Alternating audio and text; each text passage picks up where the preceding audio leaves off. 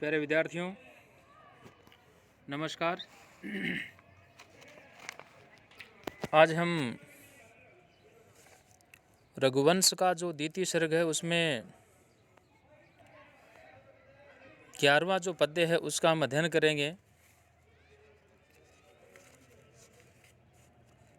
चूँकि पिछला जो हमारा वीडियो था उसमें हम 10 नंबर तक के वीडियो जो है हम पढ़ चुके हैं। तो आपके यदि कोई बात समझ में नहीं आती है आप ग्रुप में शेयर करें, आप मुझे व्यक्तिगत रूप से बताएं। आपकी हर समस्या का समाधान किया जाएगा, आपकी हर जिज्ञासा उसको शांत किया जाएगा। पद्य आपका इस प्रकार से है। धनुर्भृतोऽपि अस्य दयार्द्र भावम् आख्यातम् अंतःकरणैः विशंकैः विलोकयन्तो वपुर अपुरक्षणं प्रकाम विस्तार फलम हरिणः। विशंकैः अंतःकरणैः दयार्द्र भावम् इति आख्यातं धनुर्भृतः अपि अस्य वपुः विलोकयन्तेः हरिणः अक्षणं प्रकाम विस्तीर्ण फलम आपुः। विद्यार्थियों, यहाँ इस पद्य के अंदर जो राजा दिलीप नंदिनी नामक धेनु उसके पीछे पीछे जब सेवा के लिए घूम रहे होते हैं या वहाँ विचरण कर रहे होते हैं, तो उस वन के अंदर जो हिरनियाँ होती हैं वो हिरनियाँ किस प्रकार से उनको दिखाई देती हैं उनके विषय में वर्णन किया गया है कि उनकी जो नेत्र हैं बहुत ही लंबे चौड़े हैं और वे जो हिरनियाँ जो होती हैं वो एक टक दृष्टि से राजा जो होता है, राजा दिलीप जो होता है उसको वो देख रही थी।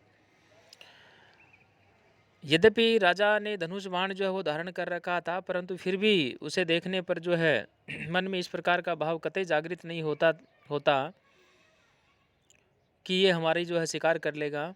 और इसी का जो है इस पद्य के अंदर वर्णन किया गया है और कहा विशंकैः अंतःकरणैः दयार्द्र भावम। हरिणियों के शंका रहित अंतःकरण जो है उस अंतःकरण के द्वारा जो है दयार्द्र भावम इति आख्यातम धनुर्भृतः है प्रकटीकृत ऐसा जो दयार्द्र भाव वाले ऐसा जो धनुर्भृत है, ये जो धनुर्धर है यानी राजा जो दिलीप है, उस राजा दिलीप के अपि अस्य वपुः विलोकयन्त है, दिलीप के जो शरीर है उसको देखने वाली जो हिरनियाँ होती हैं उन हरिणियों ने अक्षणाम प्रकाम विस्तीर्ण फलम आपु हो, यानी अपने जो नयन है, अपने नयनों के अत्यधिक विस्तार का फल जो है वह प्राप्त कर लिया। प्यारे विद्यार्थियों, यद्यपि राजा ने यहाँ धनुष धारण कर रखा था, किंतु हरिणियों के अंतःकरण में कोई भय जो है वह उत्पन्न नहीं होता है और इससे राजा के जो हृदय है उसका वन प्राणियों व जंतुओं के प्रति जो है दया भाव प्रकट होता है। इस प्रकार से निशंक होकर हरिणियों ने उस राजा के शारीरिक सौंदर्य को देखने के लिए अपनी विशाल एवं विस्तृत आंखों का भरपूर प्रयोग किया है। यदि उनके नयन इतने बड़े न होते तो वे जो है इस राजा के दैहिक जो सौंदर्य है उसको पूर्ण रूप से देख पाने में जो है शायद ही समर्थ नहीं हो पाती। इस प्रकार से इस पद्य के अंदर इस बात की ओर संकेत किया गया कि हरिणियों के नयन बहुत बहुत बड़े बड़े होते हैं। दूसरी ओर यह संकेत किया गया कि हरिणियाँ उस धनुर्धर राजा जो है उसकी किसी भी भय की आशंका किए बिना जो है उसको टकटकी लगा करके जो देख रही है।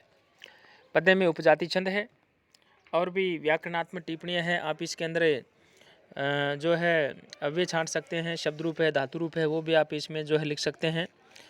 अपि जैसे अव्यय आया है, अस्य जैसे शब्द रूप आ रहा है, षष्ठी का वचन आ रहा है, तो ऐसे जो व्याकरणात्मक टिप्पणियाँ हैं आप इसमें जो है आपको लिखनी चाहिए।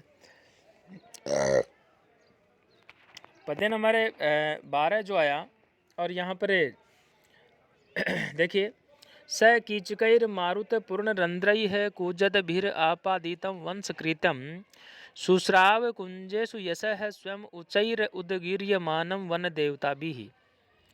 सह कुंजेषु मारुतपूर्णरंध्रैः अतएव कूजत बीहि कीचकैः आपादित वंशकृतं वन देवता बीहि उचैः उद्गीयमानं स्वं यशः सुश्रावः।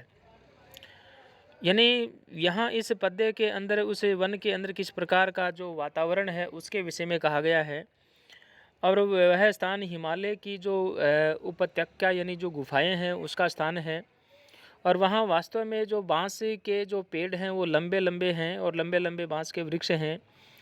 और उन बांसों के वृक्षों में जिनके छिद्रों में वायु के भर जाने के कारण से संगीत जो है उसकी अपूर्व ध्वनि सी जो है वह निकल रही थी। इससे ऐसा लगता था मानो राजा के यश का जो बखान है वह किया जा रहा है। तो प्यारे विद्यार्थियों, यहाँ अब इस पद्य का हम जो है अनुवाद जो है वो हम करने जा रहे हैं। सह कुंजेषु मारुतपूर्ण रंध्रई है, यानी उस राजा ने कुंजों में वायु से ऐसे पूर्ण कुजत मारुतपूर्ण रंध्रई है, यानी वायु से भरे हुए छिद्रों वाले कुजत भी ही कीचकई है। कीचक एक बांस की जो नस्ल है उसका नाम है। कहा कि ऐसे बांसों से जो बांसुरी है उनसे बांसुरी का वादन का जो कार्य किए जाते समय जो है अपादित वंशकृतम वन देवता भी ही ऊंचाई है उद्गीय मानम स्वम यशः सुश्राव है। यानी बांसुरी का वादन किए जाते समय मानव वन की जो देवियां हैं उन वन की देवियों के द्वारा उच्च स्वर में गाए जा रहे अपने यश जो है उसका श्रवण किया। उपजाति छंद का ये उदाहरण है। यहाँ पर फिर मैं आपसे निवेदन करूँगा, सर्वनाम शब्द है, शब्द रूप है, धातु रूप है, आप इनको जो है इसके अंदर नोट करें।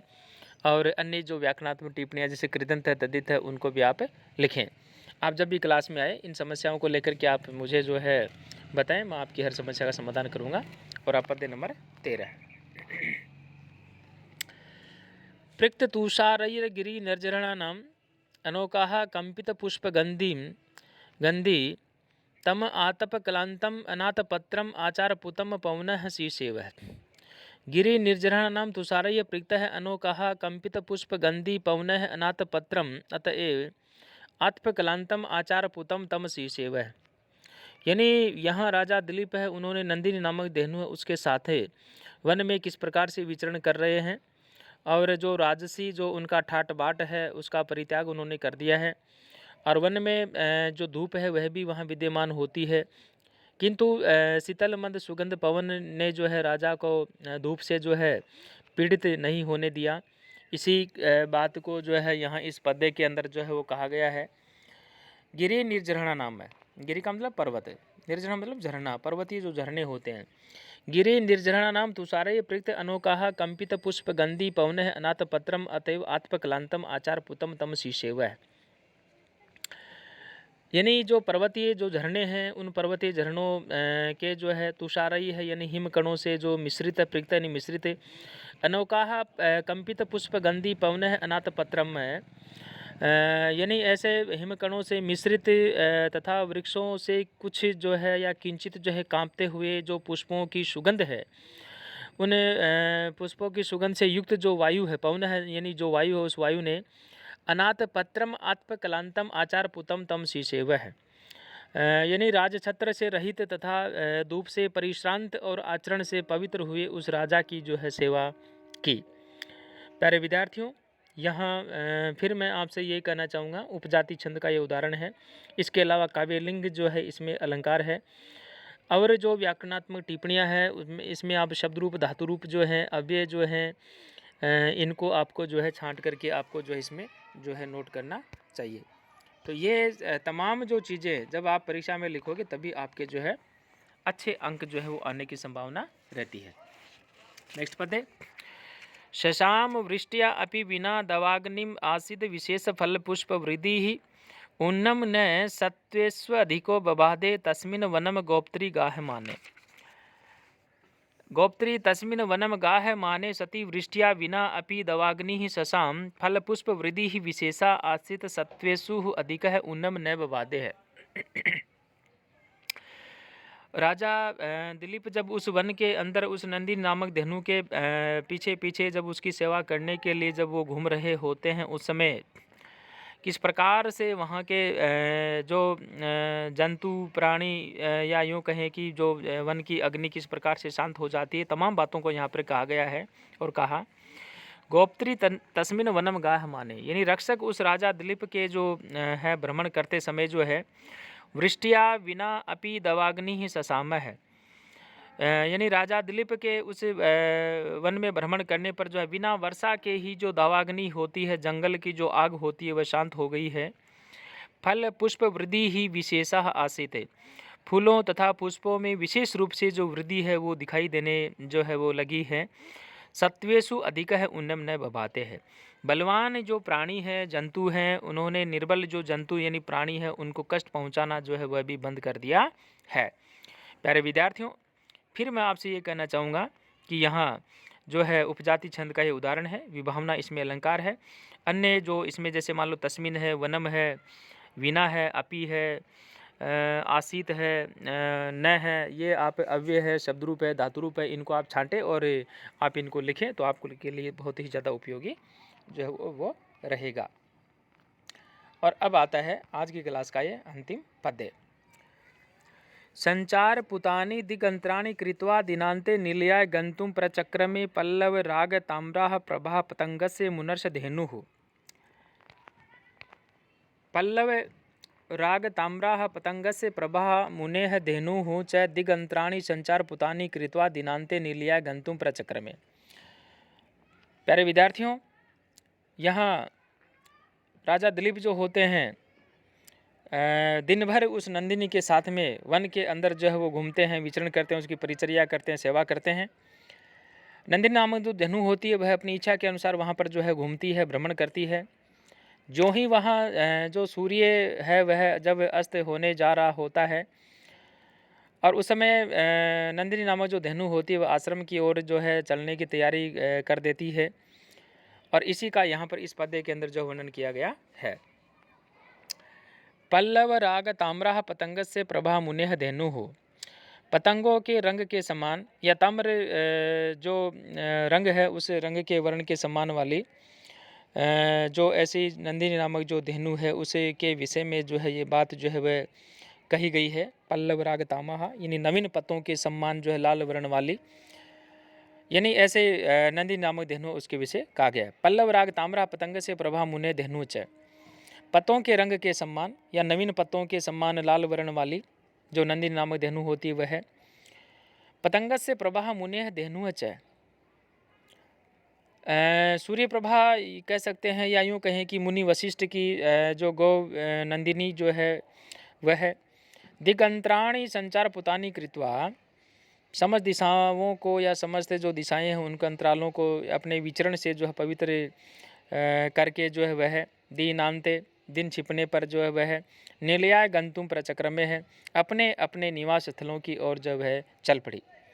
प्यारे विद्यार्थियों, यहाँ जो सूर्य की जो किरणें हैं उनका तथा नंदिनी का जो रंग है और पत्तों का जो रंग है या यूँ कहें तांबा जो होता है, इन सभी का रंग जो है एक जैसा ही था। इन ताम्र वर्ण वाली जो सूर्य प्रभा या नंदिनी जो है उसके वन में जो है विचरण करते हुए दिगंतों को पवित्र कर दिया और दिन छिपने पर वे दोनों ही अपने अपने निवास स्थान की ओर चल पड़ी। कहने का तात्पर्य यह हुआ कि सूर्य की किरणें जो हैं वो तो अस्ताचल जो होता है उसकी ओर, नंदिनी नामक जो धेनु होती है वह आश्रम की ओर तपोवन की ओर चली पड़ती है। यहाँ सूर्य प्रभा तथा नंदिनी का ताम्र वर्ण पवित्रता का द्योतक होता है। चूँकि अग्नि में तपी हुई वस्तु जो है उसका रंग ही ताम्रवर्त होता है, इस दृष्टि को ध्यान में रखते हुए ही यहाँ जो दिगंतों में दोनों के रंग का स्पर्श होने के कारण उन्हें पवित्रीकृत कहा गया है। दिन छिपने पर सूर्य की किरणों का दिखाई न पड़ना मानो निवास स्थल पर चले जाने का जो है द्योतक होता है। इसी प्रकार से नंदिनी का सूर्यास्त के समय विचरण बंद करके अपने बछड़े के पास लौटने के लिए उपक्रम भी सर्वथा जो है वह स्वाभाविक जो वर्णन यहाँ पे है। तो इसमें दीपक अलंकार है, उपजाति छंद है, कृतंत तद्धित समास अव्यय शब्द रूप धातु रूप आप इसमें छांटें और यथास्थान आप परीक्षा के अंदर उनको लिखें, आपके लिए बहुत ही उपयोगी होगा। अगली क्लास से आपके पास तक पहुँचे तब तक सभी विद्यार्थी जो है इसका अध्ययन करेंगे, सुनेंगे, मनन करेंगे। तब तक के लिए सभी विद्यार्थियों को बहुत बहुत धन्यवाद, सभी का आभार।